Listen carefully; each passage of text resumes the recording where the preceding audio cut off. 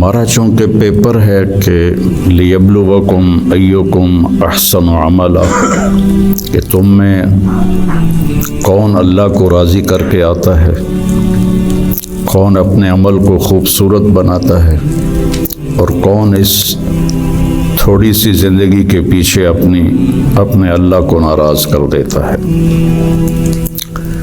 تو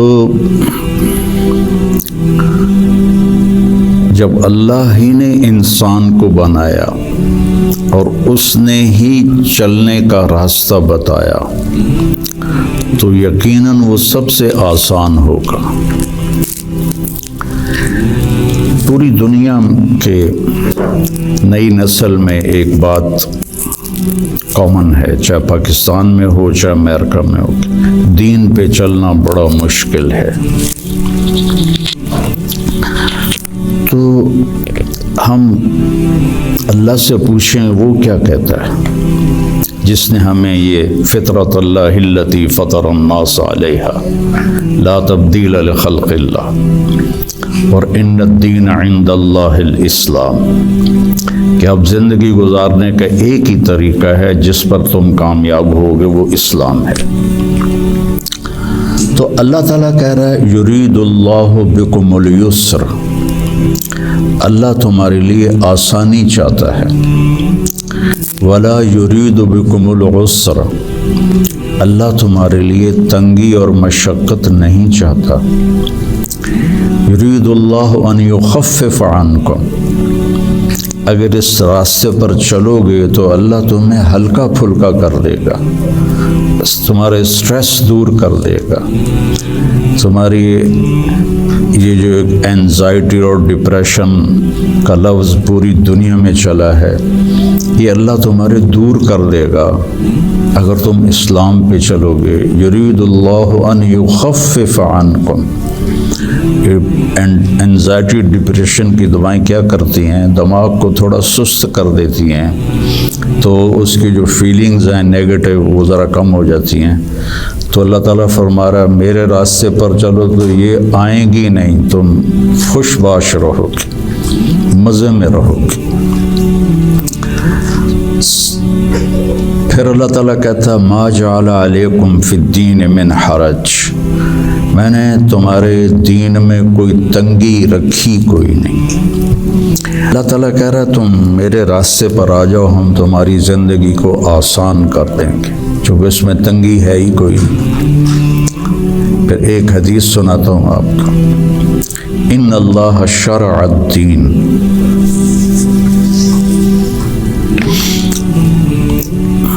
اللہ تعالیٰ نے تمہارے یہ دین کو شریعت بنایا۔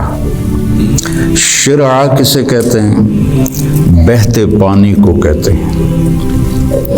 بہتا پانی کتنا مفید ہے، کتنی پوری زندگی کا نظام پانی کے اوپر چل رہا ہے۔ پانی پر اللہ تعالیٰ نے زندگی کو چلایا ہے۔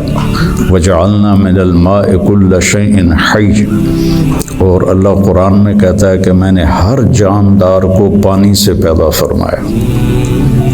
تو اللہ کے نبی نے قرآن میں کہا لِكُلٍّ جَعَلْنَا مِنْكُمْ شِرْعَةً وَمِنْهَاجًا ثُمَّ جَعَلْنَاكَ عَلَى شَرِيعَةٍ مِنَ الْأَمْرِ۔ تو اس کے پیچھے وہ خوبصورت معنی ہے کہ بہتا پانی، میٹھا پانی زندگی کی سب سے بڑی ضرورت ہے۔ اس لیے سفر میں آدمی ہو اور پانی کی قلت ہو تو علماء کہتے ہیں نماز کے لیے تیمم کرے اور پینے کے لیے پانی کو محفوظ کرے۔ نماز جیسے عمل کے لیے اللہ نے صحابہ یہی کچھ کرتے تھے کہ پانی پینے کے لیے رکھتے تھے اور نماز تیمم سے پڑھتے تھے۔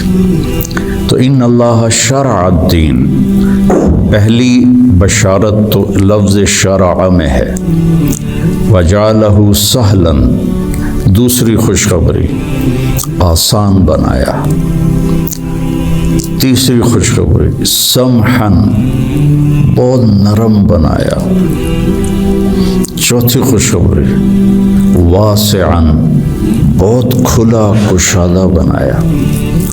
پانچویں خوشخبری ولم یجعلہ ضیقاً، اور اس میں کوئی تنگی نہیں رکھی۔ لیکن جیسے ہر چیز کو سیکھنا پڑتا ہے، دین کو بھی سیکھنا پڑتا ہے۔ جو دین کے اللہ نے ہم سے ڈیمانڈ رکھی ہے چند ہیں، کوئی بڑی بات نہیں ہے، چند مختصر۔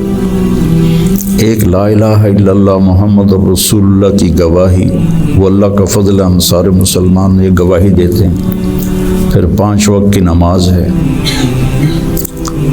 اور سفر میں آپ کے لیے اللہ نے آدھی کر دی ہے، اکٹھی کر دی ہے، ظہر اثر اکٹھی پڑھ لو، مغرب عشاء اکٹھی پڑھ لو۔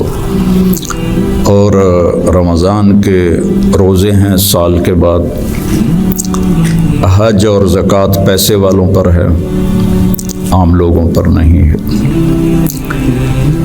اور پھر ان میں کوئی کمی کوتاہی ہو جائے تو اللہ نے معافی رکھی ہے، کوئی نماز چھوٹ گئی قضا پڑھ لے، معافی مانگ لے، معاف ہو جائے گا۔